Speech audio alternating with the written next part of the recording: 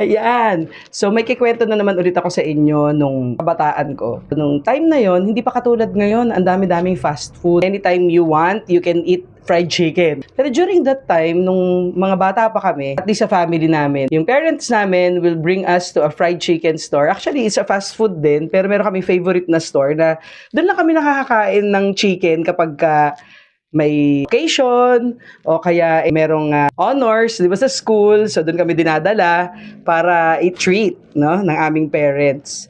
And syempre, di ba, parang ikaw bilang bata, ang hilig mo talaga sa fried chicken.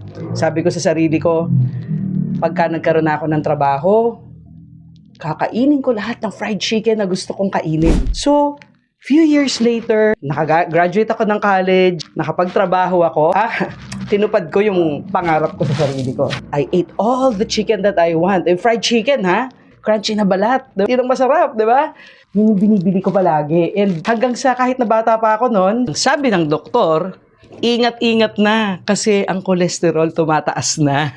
What is the moral of the story? Sa buhay natin, ang dami natin gustong i-achieve. Siyempre, pinagpapagura natin yon, pinagpupursigihan natin. But at the end of the day, na-achieve mo na, hindi ka pa rin contented. Success isn't just about getting what you want. It's learning when to say enough and still be happy.